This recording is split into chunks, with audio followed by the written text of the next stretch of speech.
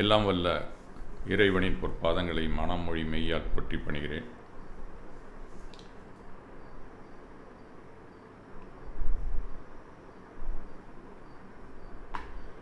இன்றைய தியான வகுப்பிலே கலந்து கொள்ளும் பங்களிப்பாளர்கள், பார்வையாளர்கள் மற்றும் நெறியாளர் தொடர் தொகுப்பாளர்கள் அனைவருக்கும் இந்த 1100வது நாளான இன்று எனது வணக்கத்தை அனைவருக்கும் தெரிவித்துக் கொள்கிறேன். இது மென்மேலும் பல தினங்களை கடந்து தொடர்ந்திட வாழ்த்துகிறேன்.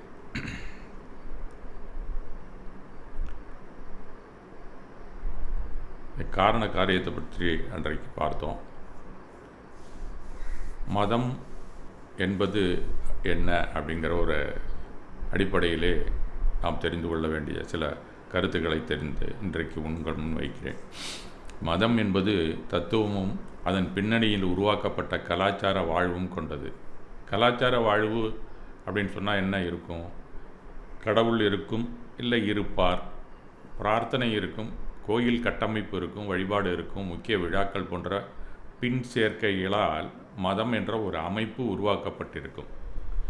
இப்படி தான் எல்லா மதமுமே உருவாகி இருக்கின்றன அப்படின்னு வரலாறுகள் தெரிவிக்கின்றன. நமக்கே நன்றாக தெரிகிறது.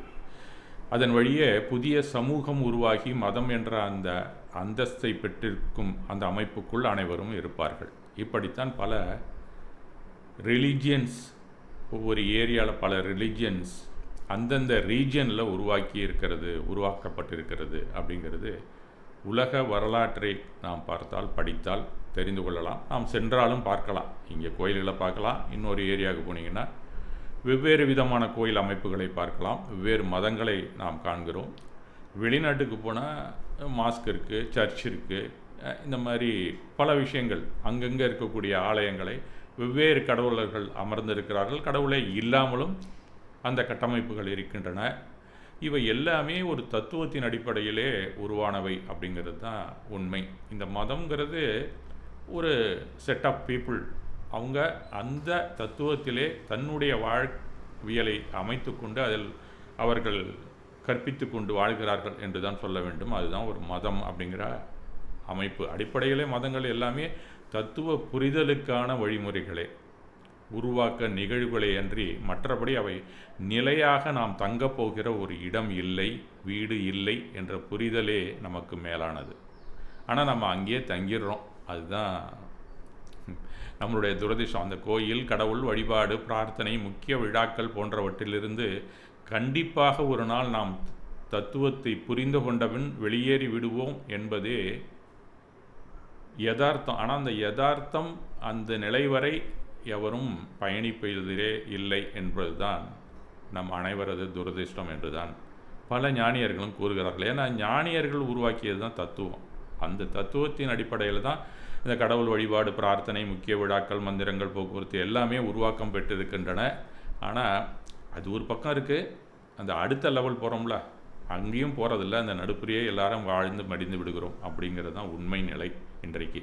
அது சரியா தவறா அப்படிங்கிறது அது அவங்கவுங்க நிலைப்பாட்டிலே இருக்கிறது, அவங்களுடைய மெச்சூரிட்டியை பொறுத்து இருக்குது அப்படின்னு தான் சொல்லணும். ஆனால் இவை அனைத்துமே இந்த இடையிலே ஏற்பட்ட அத்தனை அமைப்புமே வியவகார நோக்கில் உருவானவை அப்படிங்கிறத நாம் தெரிந்து கொள்ள வேண்டும். நாம் நிச்சயத்தை தொடும்போது அவை உதிர்ந்து கீழே விழுந்திருப்பது இயற்கை என்றுதான் ஞானியர்கள் கூறுகிறார்கள். இதை நாம் நன்றாக புரிந்து கொள்ள வேண்டும். நாம் கருத்தை விட்டுவிட்டு கதையை மட்டுமே பிடித்து கொண்டு அதற்கான வர்ணனைகளை மாற்றி மாற்றி அமைத்து கொண்டிருக்கும் வரை இது போன்ற பல விஷயங்கள் நம்மிடம் ஒட்டி கொண்டிருக்கும் என்பதே நம்மளுடைய ஒரு துரதிர்ஷ்டம் என்று தான் சொல்ல வேண்டும். ஆக தத்துவத்தை முழுவதுமாக மறைத்து கொண்டிருக்கும் இந்த கடவுள் மற்றும் அதனால் உருவான பிரார்த்தனை, கோயில் வழிபாடு இவற்றிலிருந்து வெளியேற முடியுமா என்றால் தனி மனிதன் என்றளவில் சாத்தியம் உண்டு என்று மகாவீரரும் புத்தரும் நமக்காக பல வழிமுறைகளை அழைத்து சென்றிருக்கிறார்கள். அது மட்டுமல்ல, வேறு சில பகுத்தறிவாதிகளும் அவற்றிற்கு மாற்று வழியை சொல்லாமலே மறுத்துவிட்டும் சென்றிருக்கிறார்கள். ஏன் அவங்கெல்லாம் மறுக்கிறாங்க? அதை போய் இப்போ மாற்று வழி சொல்ல முடியல, பகுத்தறிவாதிகள் ஏன் அதை மறுத்தார்கள்? அந்த கோயிலெலாம் இருக்க வேண்டாம், கடவுள்னு ஒருத்தர் இல்லை, கடவுள் இல்லை அப்படின்லாம் ஏன் சொன்னாங்க அப்படின்னு சொன்னால், அந்த கடவுள் அமைப்புகளை விமர்சனம் செய்து வெளியேறியவர்கள் இவர்கள்.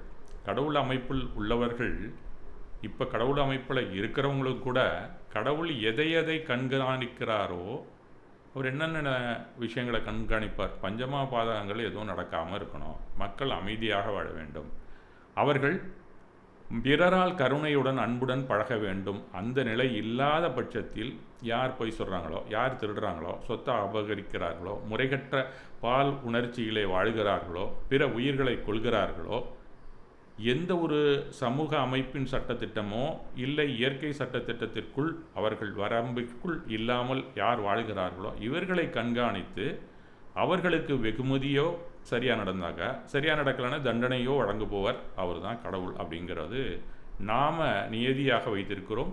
அப்படி தான் உருவாக்கப்பட்டிருக்கிறது கடவுள் அப்படிங்கிற ஒரு கட்டமைப்பு. அவர் இல்லை என்றால் உலகில் எல்லா அநியாயங்களும் பெருகிவிடும், அழிந்துவிடும் அப்படிங்கிறது தான் உள்நோக்கம்.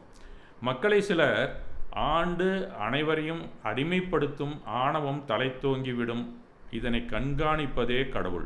அதற்கான அமைப்பில் ஆணவத்துடன், ஆனால் அந்த கடவுளுக்கான அமைப்பிலே பலர் ஆணவத்துடன் பொய் திருட்டு போன்றவற்றில் ஈடுபட்டாலும், கோயில் என்ற பெயரிலே பல அயோக்கியத்தனத்தை செய்தாலும் அது தர்மம் நியாயம் என்று கருதி அவர்களை மட்டும் எப்படி அவர் மன்னிக்கிறார் அப்படிங்கிற கேள்வியை கேட்டவர்கள் தான் பகுத்தறிவாதிகள். ஆனால் அவர்களால் கடவுளுக்கு மாற்று அமைப்பை உருவாக்க இயலாத போது மீண்டும் இந்த மக்கள் அதே கூடாரத்திற்குள் பாமர மக்களும் சில தெய்யோர்களின் கட்டுப்பாட்டிற்குள் தங்களை அடிமைப்படுத்தி வாழ்வது பல காலமாக நடைபெற்று கொண்டுதான் இருக்கிறது. இதை வரலாறுகள் நமக்கு தெரிவித்து கொண்டுதான் இருக்கின்றன. இவ்வளவுக்கும் காரணம் அந்த கடவுள் தானே. அவர் யார்? கடவுள் இருக்கிறாரா இல்லையா? இந்த கேள்வியை ஒரு ஞானியிட கேட்டோம்னு வச்சிங்களேன், இது அர்த்தமற்ற கேள்வி அப்படின்னு தான் அவங்கெல்லாம் சொல்கிறாங்க. இப்போ கடவுள் இல்லாமல் போய்விட்டால் இங்கு கோடிக்கணக்கானவர்களுடைய வாழ்க்கை இருண்டு போய்விடும். அந்த நிலைமையில் தான் நாமெல்லாம் இருக்கிறோம். நமக்கு நம்பிக்கையாக இருப்பது அவர் ஒருவர் தான். அவர் மீது பாரத்தை போட்டுவிட்டு தான் நம் வாழ்க்கையை நகர்த்தி கொண்டிருக்கிறோம். இது பல ஆயிரம் ஆண்டுகளாக விதைக்கப்பட்ட எஸ்டாப்ளிஷ்டு ட்ரூத் அப்படின்னு சொல்லணும். ஒரு கருத்தியல் என்று தான் பகவான் மகாவீரர் சொல்கிறார், புத்தர் சொல்கிறார். இது ஒரு கருத்தியல் தான் அப்படின்னு தான் சொல்கிறாங்க. அவர்களை பொறுத்த மட்டில் கடவுள் இல்லை, கடவுள் இல்லவே இல்லை தான். சமீப காலத்திலே வந்த அறிஞர் பெருமக்களும் அப்படித்தான் கூறுகிறார்கள். இந்த ஃபிடரிக் நீட்சே அப்படின்னு ஒரு தத்துவ அறிஞர் இருந்தார். அவர் என்ன சொல்கிறார்? கடவுள் இறந்து விட்டார் அப்படின்ட்டார். இனி சுதந்திரமாக எல்லாரும் இருக்க முடியும் அப்படின்னு ஒரு டிக்ளரேஷனை கொடுத்தார். ஏன்னா கடவுள்னே ஒருத்தர் தோன்றவே இல்லையே, அப்போ தானே அவர் இறந்தாருங்கிறதுக்கே நம்ம போகணும் அப்படிங்கிறது மாதிரி தான் அவர் சொல்லுகிறார். கடவுள் இறந்து விட்டார் அப்படிங்கிறத கண்டுபிடிச்சிட்டாரு.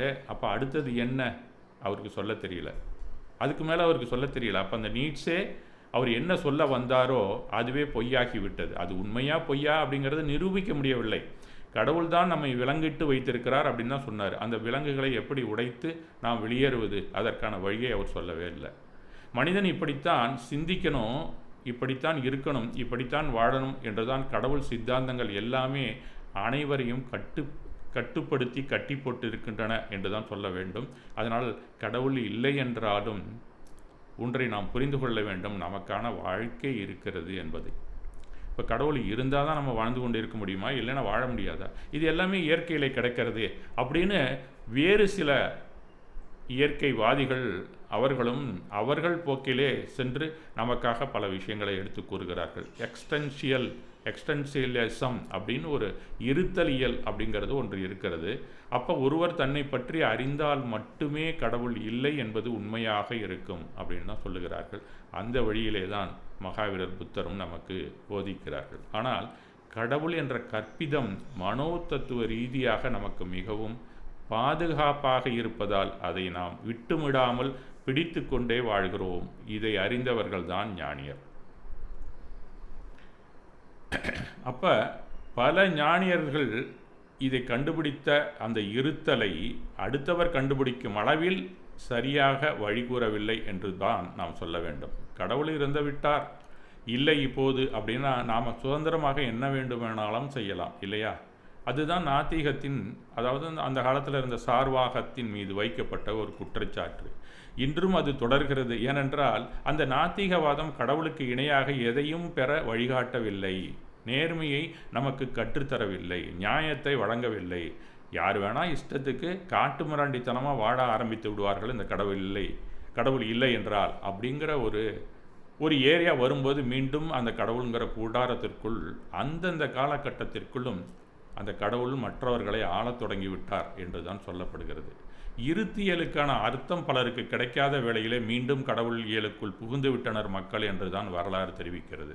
இது வசதியாக கூட இருக்கலாம். அவரை வணங்கி போற்றி பிரார்த்தனை செய்து கொண்டிருந்தால் ஒரு நாள் நாம் நிறைவேறியது கிடைத்துவிடும் என்ற நம்பிக்கை, அந்த நம்பிக்கையே நம்மை இப்போதைய வாழ்க்கையை வெறுக்காமல் பார்த்து கொள்ளும். மிக சிலருக்கே சலிப்பு ஏற்பட்டாலும் பிறரால் கவலைப்படாதே, கண்டிப்பாக அந்த கடவுள் ஒரு நாள் உன்னை காப்பாற்றுவார் என்று கூறி அவர் சோகத்தை மறக்கரித்து விடுவதும் கூட இன்றும் தொடர்ந்து நிகழ்ந்து கொண்டுதான் இருக்கிறது என்றுதான் பல கதைகளும் ஞானியர்கள் பல கதைகள் வழியாக நமக்கு கூறிக்கொண்டே வருகிறார்கள். அப்படியே கடைசி மூச்சு வரை எந்த ஒரு தீர்வும் இல்லாமல் மரணித்து கொண்டிருப்பது மனித குலத்தின் வாடிக்கையாகிவிட்டது என்றுதான் சொல்ல வேண்டும். கடவுள் பரப்புரையாளர்கள் இருத்தல் இயலை ஏற்றால் ஒரு நாள் நாம் தற்கொலை தான் செய்து கொள்ள வேண்டும் அப்படின்னு சொல்லி பயமுறுத்துகிறார்கள். அப்படின்னு அது ஒரு பக்கம். அந்த கடவுளை பற்றி சொல்லக்கூடியவர்கள் அதற்கான உபதேசங்களை சொல்லுவார்கள். கடவுள் வலுவாக அந்த கருத்தை கூறுவார்கள்னா, நீ கடவுள் இல்லைன்னு சொன்னீங்கன்னா நீனே ஒரு நாளைக்கு தற்கொலை செஞ்சுட்டு தான் சாவ, நீ மரணித்தா கூட அது தற்கொலை தான், நீ கடவுள் இல்லைன்னு சொன்னீங்கன்னா உனக்கு மோட்சம் கிடையாது, முக்தி கிடையாது, சொர்க்கம் கிடையாது, இப்படித்தான் சொல்லி வைத்திருக்கிறார்கள். தத்துவம் புரிந்தாலும் எப்படி அதை விடுதலைக்காக பயன்படுத்துவது, ஆன்மா இருத்தலை எப்படி அறிந்து கொள்வது என்ற வினாக்கள் எழவே செய்து மீண்டும் கடவுள் போர்வைக்குள் ஒளிந்து பாதுகாப்பாக வாழ்ந்து மடிந்து கொண்டிருந்தார்கள் பகவான் மகாவீரர் போன்ற ஞானியர் தோன்றும் வரை என்றுதான் நாம் நன்றாக வரலாற்றை பார்க்கும்போது தெரிகிறது. பகவான் மகாவீரர் போன்ற ஞானியர் மிகவும் திடமாக இந்த கேள்விக்கு பதிலளிக்கிறார்கள். கடவுள் மதங்களால் கட்டமைக்கப்பட்ட பெரிய பொய் என்று தான் கூறுகிறார். எல்லா மதங்களும் கடவுளுக்கு விரோதமானவை என்கிறார். கடவுள் என்பது பேரன்பு, எங்கும் வியாபித்திருக்கிறது, இது போன்ற சூக்குமமான புனைவுகளுக்கு சொந்தக்காரர் அவர் என்றுதான் சொல்கிறார். இந்த பொய்களை கட்டுக்கோப்பாக வைத்துக்கொள்ளும் ஒரு சிஸ்டம், ஒரு அமைப்பாக உருவாக்கம் பெற்றுள்ளது. இந்த உலகில் கோடானு கோடி மக்களுக்கு இந்த அமைப்பின் ஊடாகத்தான் வாழ்க்கை நடந்து கொண்டிருக்கிறது என்றும் மகாவீரர் போன்ற புத்தர் போன்ற பலரும் இதை எடுத்துரைக்கிறார்கள். அவர்கள் அந்த காலத்தில் எடுத்து உரைத்தார்கள். மீண்டும் அதெல்லாம் காற்றுல கொஞ்சம் போயிட்டு தான் இருக்குது, வேறு ஒன்றும் வழி இல்லை. இந்த குகைப்பாதையின் வழியே தான் எல்லோரும் சென்று கொண்டு இருக்கிறார்கள். சுற்றிலும் ஒரே இருட்டாக இருந்தாலும் ஒரு நாள் அந்த குகையின் அடுத்த பக்கத்திற்கு சென்று விடுவோம் என்ற நம்பிக்கையுடன் அந்த இருளுக்குள் தான் அனைவரும் பயணித்து கொண்டிருக்கிறார்கள், பயணித்து கொண்டிருக்கிறோம் என்று சொல்ல வேண்டும். இது உண்மைதானா என்ற ஒரு கேள்வியை எவருமே முற்காலத்திலும் கேட்கவில்லை என்றுதான் சொல்ல வேண்டும். ஆனால் மகாவீரருக்கும் புத்தருக்கும் இப்படி ஆகவில்லையே. இந்திய ஞானியர் பலரும் இது போன்று மனப்பிறழ்வுக்கு ஆளாகவில்லை. மகாவீரருக்கும் புத்தருக்கும் ஒன்றும் பைத்தியம் பிடிக்கலைங்க. அந்த மாதிரிலாம் அவங்க ஒன்றும் தற்கொலையும் செய்து கொள்ளவில்லை. இல்லை என்று மட்டும் சொல்லவில்லை, தன்னைத்தான் உணர்வதில் மட்டுமே இந்த கடவுளால் கிடைக்கும் அத்தனை பேர்களும் கிட்டும் என்று இருவருமே கூறி சென்றிருக்கிறார்கள். அவங்க 2 பேருமே சொல்யூஷன் கொடுக்குறாங்க. இப்போ கடவுள் இல்லை அப்படின்னு சொன்னால் அதற்கான மாற்று சொல்யூஷன் என்னங்க அப்படின்னு கேட்டால் அது அவங்க 2 பேருமே சொல்லுகிறார்கள். ஞானம், விடுதலை பயணத்திற்கான ஒரு பயண சீட்டு என்கிறார் மகாவீரர். அது என்ன பயணம்? அதுதான் தியானம் என்னும் பயணம். கடவுள் கொல்லப்பட்டு விட்டார், இப்போது நான் என் வாழ்க்கைக்கு பொறுப்பு அப்படிங்கிற சூழ்நிலை வரும்போது, இது போன்ற சூழல் வந்தபோது ஞான பழத்தை அவர் கையிலே கொடுத்து விட்டார் என்று தான் சொல்ல வேண்டும். அதை சாப்பிடுவதா வேண்டாமா, இல்லை பழையபடி நான் பிரசாதத்தையே வாங்கி உண்டு கொண்டு கடவுளின் வழியிலே செல்வதா, இதை முடிவு செய்ய வேண்டியது நம்முடைய பொறுப்பு. சரி, கடவுள் இல்லை, அப்புறம் உலகில் எப்படி ஒழுக்கம் நிலைத்து நிற்கும் என்ற வினாவும் உள்ளே எழத்தானே செய்யும். அந்த ஒழுக்கம் என்பது ஒருவரிடம் ஒழுங்கு நடவடிக்கை இருந்தால்தான் அந்த ஞானம் கிடைக்கும். அப்படித்தான் மகாவீரரும் புத்தரும் பிரகடனப்படுத்துகிறார்கள் என்றுதான் சொல்ல வேண்டும். ஆதிநாதர் கூறிய விரதங்களை அளிக்கிறார் தியானத்துடன் மகாவீரர். உண்ணாநோன்பு இருந்து தியானம் செய்வது இதற்கான வழி என்று உரைக்கிறார். ஆதிநாதர் கூட உடல் நலம் மெலிந்து தியானத்தை தொடர முடியாமல் போனபோது உடல் வலிமை குறைவு தியானத்தை பங்கப்படுத்தும் என்பதை உணர்ந்து உணவை ஏற்க நகரத்திற்கு வருகிறார். அப்போது ஸ்ரயன்குமாரர் அளித்த கரும்பு சாற்றை பருகினார். அப்படின்னு சொன்னால் அவர் கடவுளின் நிலையை எய்த இந்த உடலை எப்படி பயன்படுத்துகிறார் என்பதை நான் புரிந்து கொள்ள வேண்டும். அதே போல தான் புத்தரும் பல மாதங்கள் உண்மா நோன்பிருக்கிறார், எலும்பும் தோலுமாக மாறிவிட்டார்.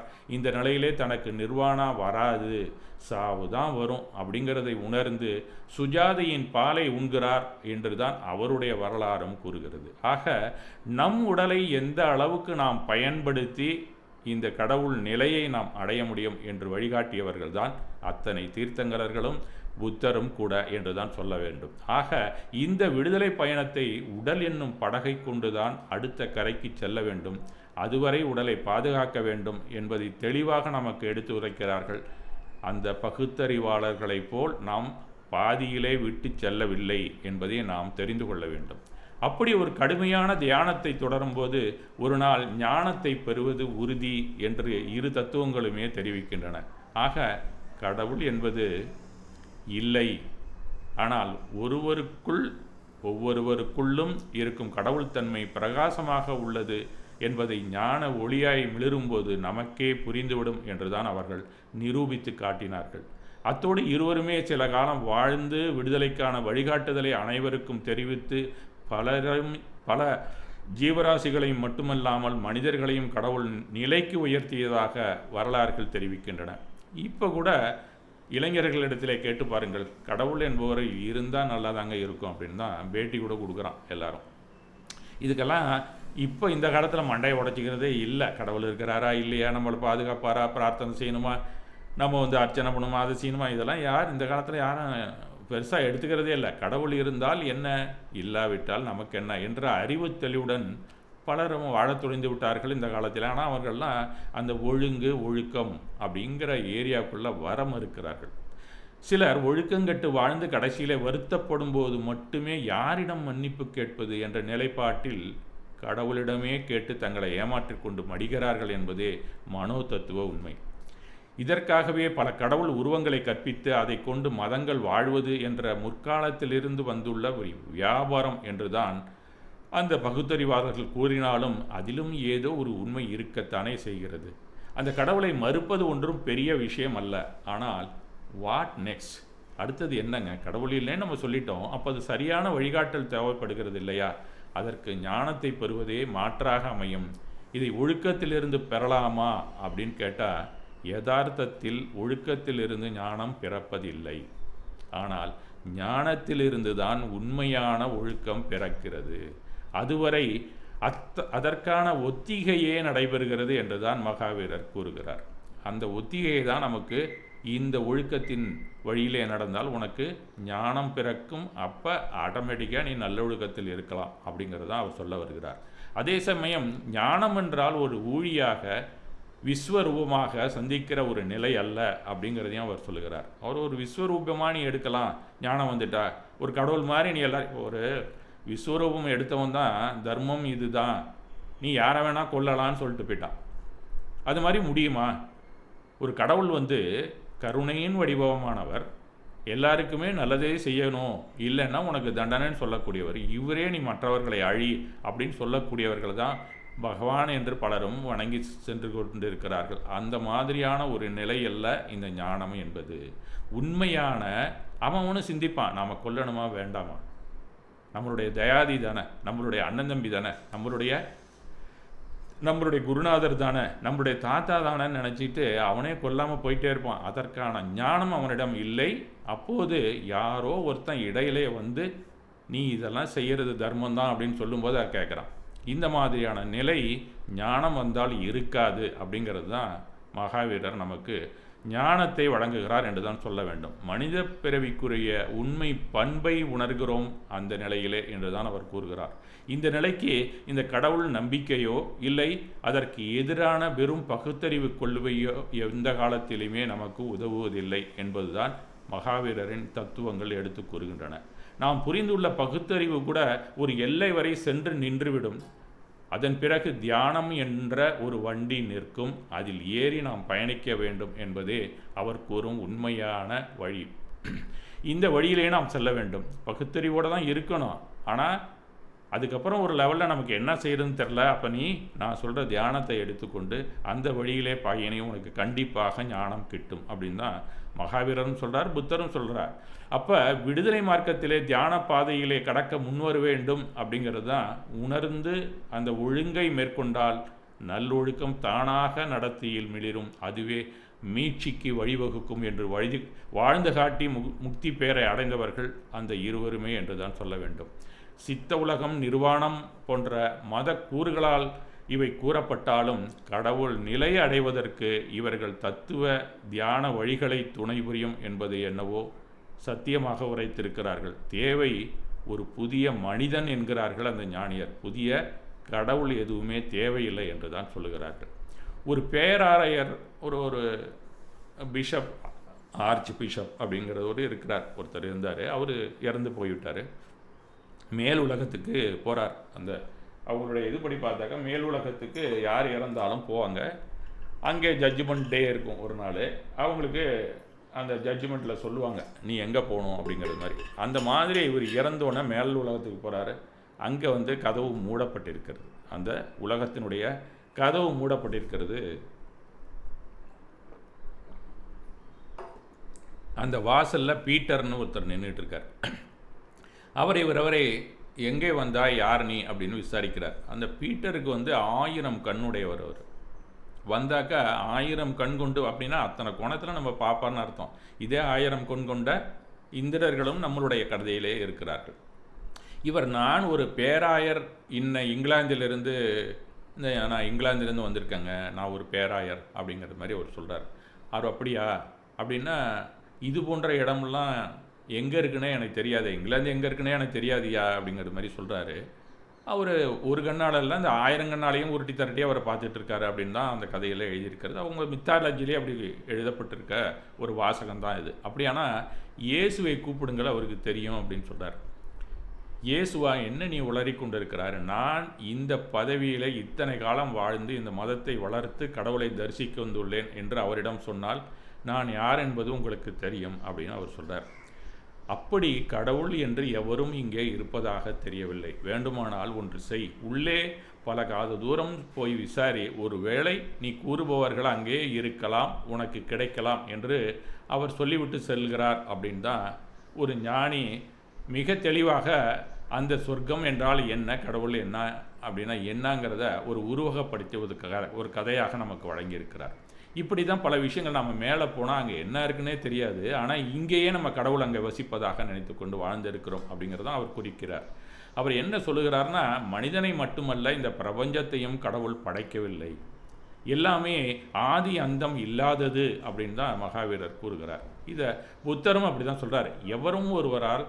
எவர் ஒருவராலும் இந்த உலகம் படைக்கப்படவில்லை, அப்படி இருந்தால் இந்த உலகில் நல்லவர் மட்டுமே இருக்கலாமே, ஏன் ஹிட்லர் போன்றவர்கள் கருணைமிக்க கடவுளால் படைக்கப்பட்டனர் அப்படிங்கிற ஒரு கேள்வியும் எழத்தான் செய்கிறது. அதுபோலவே நாம் ஏன் கடவுளால் படைக்கப்பட வேண்டும் என்றுதான் இக்கால ஞானியும் தெரிவிக்கிறார். நம் படைப்பிற்கான வாழ்க்கைக்கான அடையாளத்தை நமக்குள்ளே வைத்து கொண்டு வெளியே தேடிக்கொண்டிருக்கிறோம் அப்படின்னு தான் சொல்லுகிறார்கள். ஒரு சத்திரத்துக்கு ஒரு பையன் வரான்.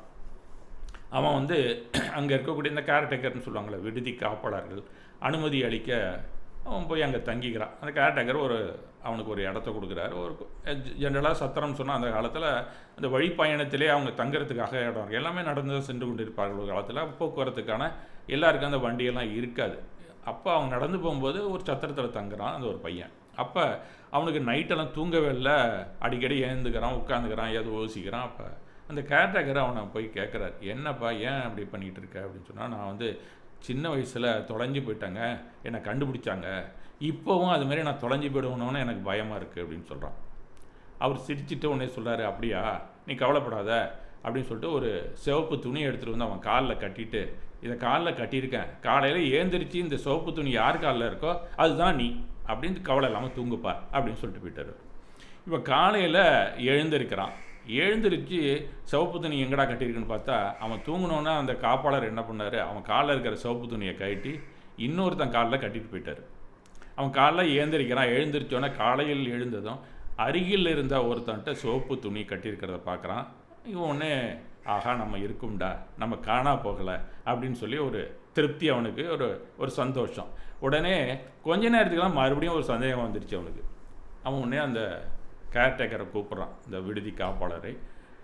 என்னை அடையாளம் கொண்டு விட்டேன், மிக்க நன்றி. ஆனால் இப்போது உங்களுடன் பேசிக்கொண்டிருக்கிறேனே, இந்த நான் யார் அப்படின்னு கேட்டான். இப்படித்தான் நம்மளுடைய அடையாளத்தை கடவுளிடம் தொலைத்துவிட்டு பலரும் அவரிடம் வேண்டி தேடிக்கொண்டிருக்கிறோம் அப்படின்னு தான் மகாவீரர் சொல்லுகிறார். நம்மளுடைய அடையாளம் நம்மள்கிட்ட தான் இருக்குது. நாம் யார்கிட்டையோ கொடுத்ததான் நினைத்து கொண்டு அவர்களுக்கு கட்டுப்பட்டு வாழ்ந்து கொண்டு இருக்கிறீர்கள் அப்படிங்கிற அறியாமையிலிருந்து விடுபட்டு நாம் வணங்குவது கடவுளா இல்லை அவரை அடையாளம் காட்ட வந்த குருவா என்பதை நாம் புரிந்து கொண்டு இந்த மகாவீரரை வணங்க வேண்டும் என்பதுதான் அவர் காட்டும் வாழ்க்கை நெறி.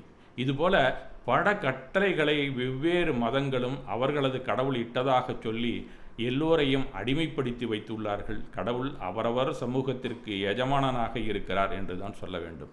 மதங்களின் கடவுள்கள் மனிதனின் பிரச்சனைகளை தீர்க்க முடியாது, மாறாக மதங்களுக்கிடையே பெரும் பிரச்சனைகளை உருவாக்கி வருகிறது என்பதே யதார்த்தம். மதங்களுக்கு இடையே மட்டுமல்ல, மதங்களுக்குள்ளும் பல பிரச்சனைகள் இன்று உருவாகி வருவதை நம்ம வாட்ஸ்அப்லலாம் பார்த்துக்கிட்டு தான் இருக்கோம். இந்த மதங்களுக்குள்ள கடவுளுக்காக அமைக்கப்பட்ட எத்தனை அமைப்புகளுக்குள்ள என்னென்ன பிரச்சனை நடந்துகிட்டு இருக்கு நம்ம பார்த்துக்கிட்டு தானே இருக்கிறோம்.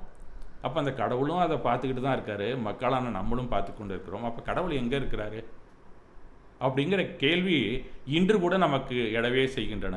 ஆக பெரிய பெரிய மதங்கள், உலகளவிலே பெரும்பான்மையான மதங்கள் தங்களுக்குள்ளேயும் சண்டை போட்டு கொண்டிருக்கிறது, மற்ற மதங்கள் மீதும் சண்டையிட்டு கொண்டு தான் இருக்கின்றன. ஆக மதங்கள் மக்களை சண்டையிடத்தான் செய்கின்றன என்று தான் நாம் சொல்ல வேண்டியிருக்கிறது. ஆக இந்த பெரும்பான்மையான மதங்கள் ஒன்றோடு ஒன்று சண்டையிட்டாலே போதும், மீண்டும் ஒரு வேர்ல்டு வார் வரதான் போகுது அப்படிங்கிற ஒரு அபாயம் இருப்பதாக நிபுணர்கள் கருதுகிறார்கள். இந்த கடவுள் மையங்கள் எல்லாமே எதேச்சை அதிகார மையங்களாகத்தான் உள்ளது என்பதுதான் உண்மை. தன்னை வணங்க வருபவர்களை தவிர மற்றவர்களுக்கு கஷ்டங்களை கொடுப்பதாகத்தான் இருக்கின்றன அந்த அமைப்புகள் என்று தான் சொல்ல வேண்டும். ஒரு அமைப்பை நீங்கள் போய் சேர்ந்துட்டிங்கன்னா மற்ற அமைப்பில் இருக்கிறவனெல்லாம் ஆளே தீர்த்துக்கிட்ட தான் பார்க்குறான். இந்த கோயில் அமைப்புகளே இருக்கக்கூடிய அத்தனை பேரும் அவங்கெல்லாம் அறங்காவலர்களா இல்லை என்ன அமைப்பை என்ன வைத்துக்கொண்டு என்ன செய்கிறார்கள் அப்படின்னு பார்த்தீங்கன்னா, இதெல்லாம் வெளியில் பல விஷயங்களை நம்ம பார்க்கும்போது தெரிகிறது, இவர்கள் தான் 1ஆம் நம்பர் முதல் அயோக்கியர்களாக இருக்கிறார்கள் என்பது. மக்களை அடிமையாக்கி ஆட்டை படைக்கின்றன இந்த மதங்கள் தங்கள் கடவுளின் துணை கொண்டு என்று தான் சொல்ல வேண்டியிருக்கிறது. எனவே கடவுள் என்ற கற்பிதத்திலிருந்து மனிதனுக்கு விடுதலை அவசியம் தேவை என்பதே சரியானது. உலகில் கடவுள் முழுவதுமாக நீக்கப்பட்டு விட்டால் இதனால் உருவாக்கம் பெற்ற அத்தனை பதவிகள் கட்டமைப்புகள் அனைத்துமே தூளாக போய்விடும் இல்லையா?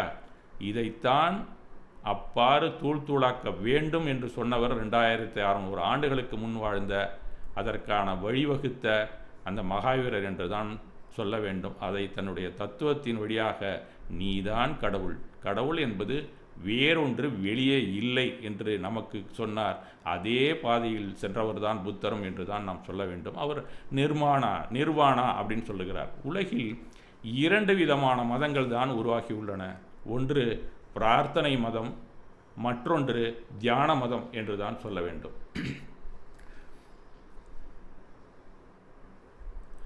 ஆக தியானங்கள் நாம் என்ன செய்கிறோமோ அந்த வழியிலே நீ கடவுளாக மாறலாம், இல்லை முக்தியை பெறலாம் அப்படிங்கிறது தான் தியான மதங்கள் நமக்கு எடுத்துரைக்கின்றன.